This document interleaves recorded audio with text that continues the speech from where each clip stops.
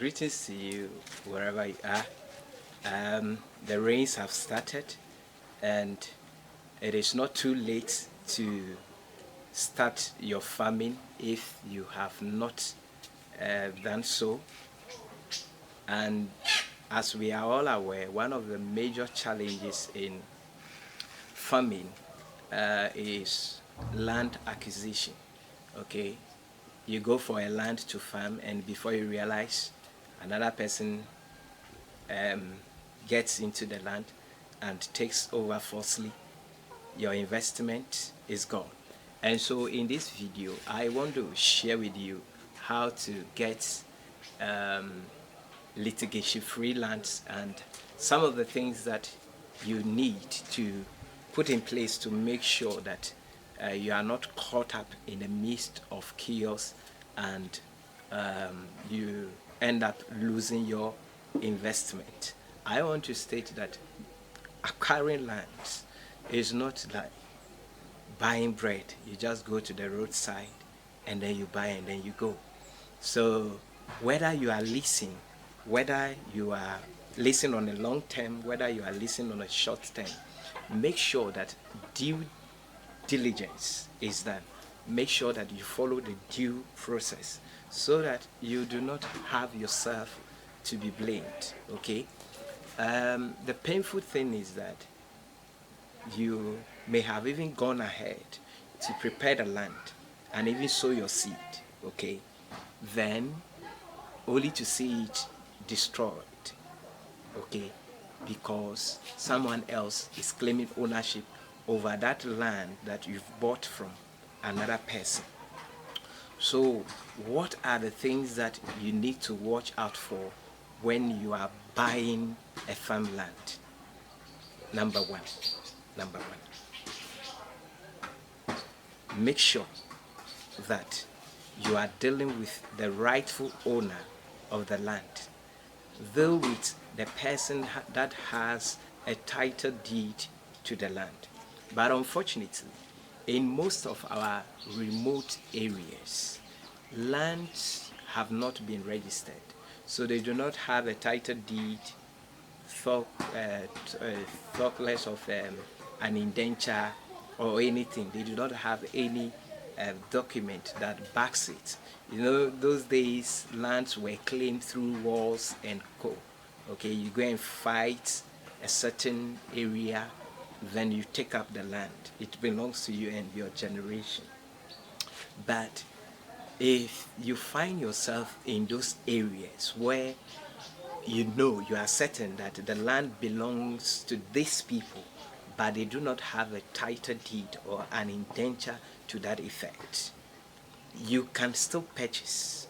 But here is the trick. Okay, let's say the land is going for 5,000. The land is going for 5,000 Ghana cedis. Let's say so. The land is going for 5,000 Ghana cedis. What you can do is that while you are doing the bargaining, you should incorporate in it the cost of the indenture or the title deed. The cost of the land registration and everything should go into that price.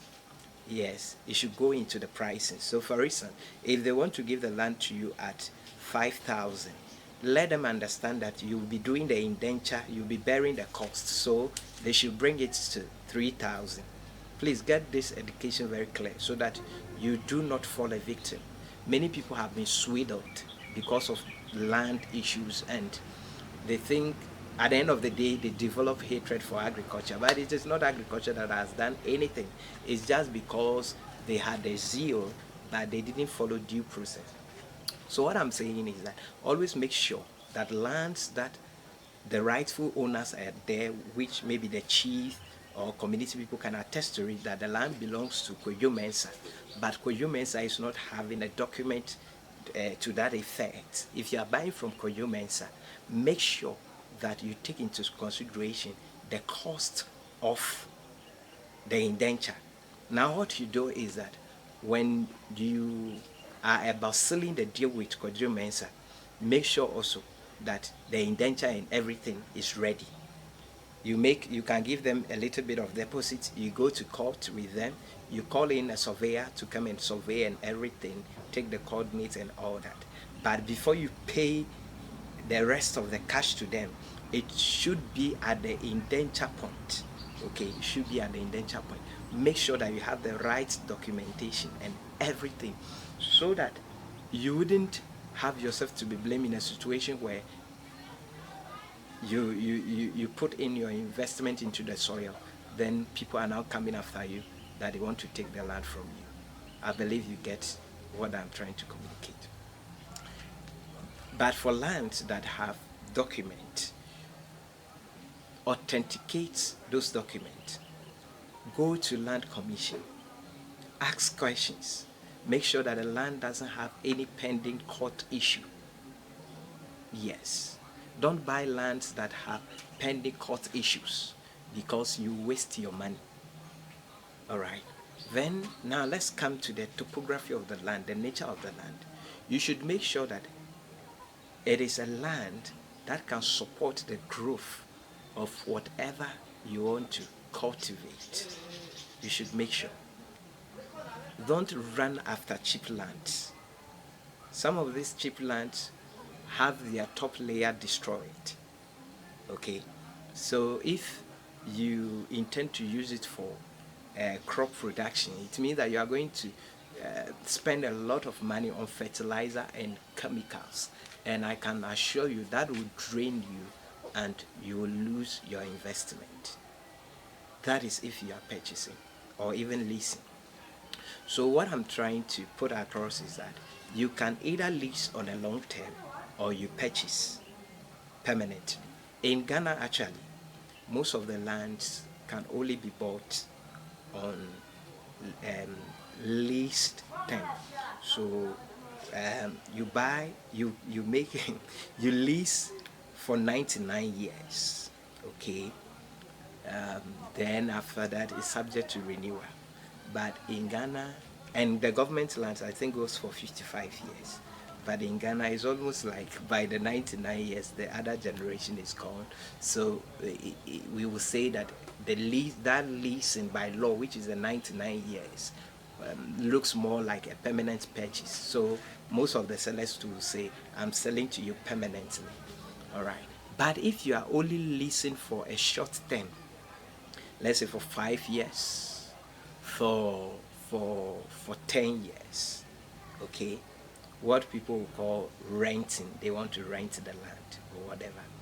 Yeah, if you are doing that, you have to also be sure that you'll be able to break your even at the end of the day. I know of a farmer who is also a subscriber. He has allowed me to use his case in this video, who is also a subscriber. He went for a land for I think 3 years. Yes, it was 3 years, and he had some challenges, so he was only able to prepare the land by the end of the first year.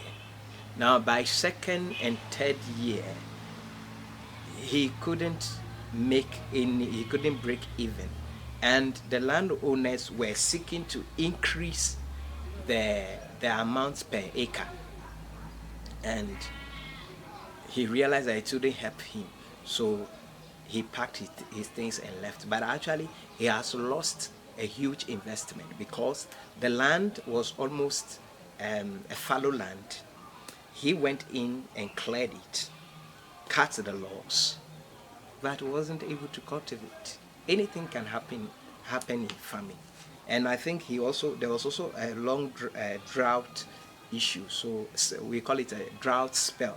So he ended up leasing the land for nothing and lost it all. So what I'm saying is that if you are going to lease for a short term, you should be careful the kind of land you lease. If you go and lease a land that has a lot of 3 index, it means that you spend your money cutting down the trees. Now because you've done a short term, when it ends and you can't renew, all those resources you have spent cutting down those trees will be a waste, and you would have to log out, you would have to pack out. you have worked for someone else. So I also advise that while leasing on a short term is not a good thing, okay, you should always be careful.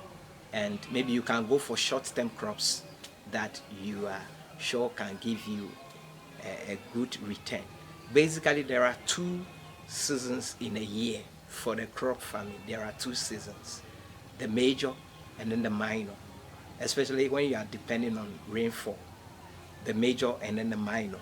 So what it means is that basically you can only farm twice in that year.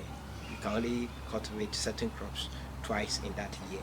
So the land issue comes with a lot of, I mean, side issues and all that.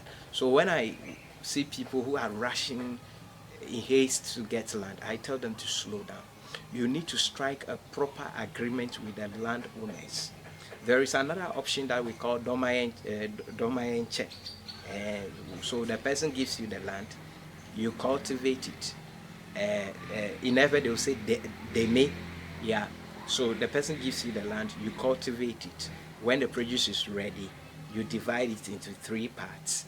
Then you give 1 part to the person, and then you take the 2 parts. While that may also appear viable, if you are going into commercial farming, avoid some of these things. Avoid them. Just lease the land.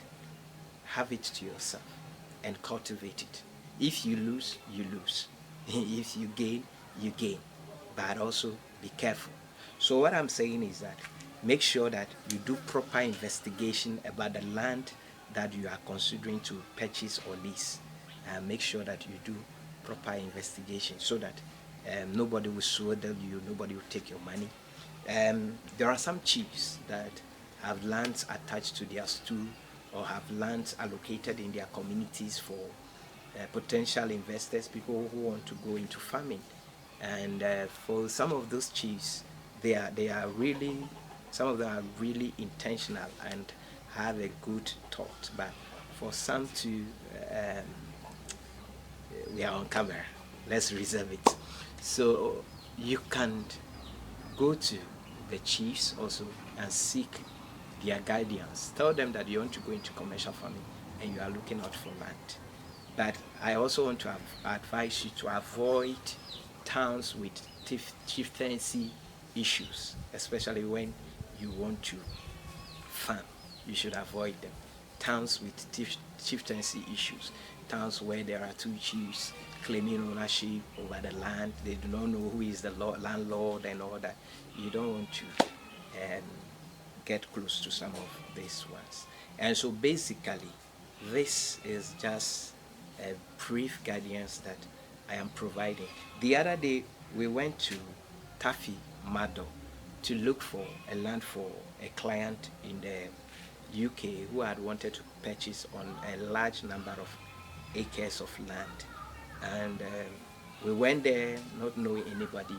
We did the investigations and all that. Then we realized that the landowners themselves lives in another town.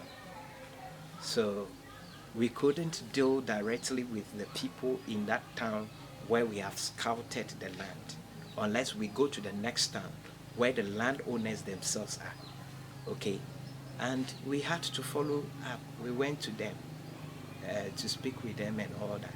Throughout the process, we were very vigilant so that we will not be swindled. We went to one, we met a group of guys on the road while we were on that expedition. And then one of them told us that as for here, land issue, you need to be careful.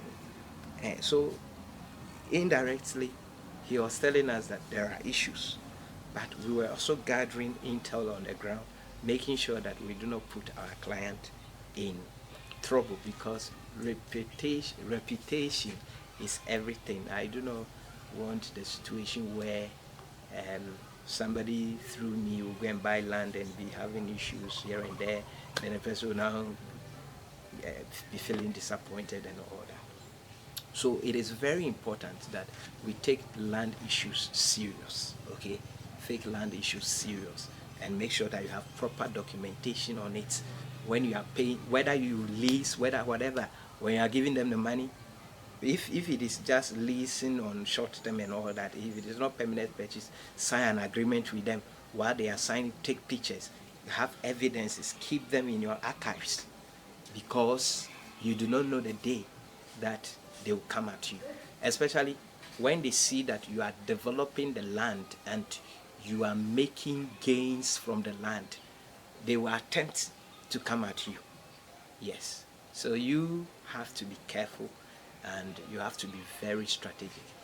So land, like I said, make sure that it is a land that is good and can support whatever that you want to farm. And when you buy the land, make sure that you keep your documents safe, everything is registered, you have the title deed, and the accounts will say Ochinabi Asemti, and the other will say Etota. You keep those documents so that you can be able to have a peaceful farm journey. And I want to advise you that peace is also important in farming. So avoid towns with conflicts here and there, and harvest your sound of mind. You should also, while you are scouting for land, you should also take into consideration the proximity to market, and also, your intended market, and also the availability of labor. Yes, there are some communities, if your farm is situated there, you may have to go and seek for labor from elsewhere, because there are young people there don't really do farming. Okay, so I have one client. He goes for, here where I live is a little bit close to Togo, so he will go to Togo and bring in workers from there, and he tells me they are very dedicated and committed. Some of his workers are from the north. He tells me they are serious and dedicated. That is his personal experience. Okay. And two, do not buy land that you have not seen. I think that is my last point. Do not buy land that you or your representative has not seen, has not inspected, and have not done due diligence about. I know one day you'll come back to the comment section and say thank you. Thank you too, and stay blessed. Farming season has started in Ghana. You can also do something. Scout very well. Decide on the crop you want to farm. Decide on the livestock you want to go to. Say,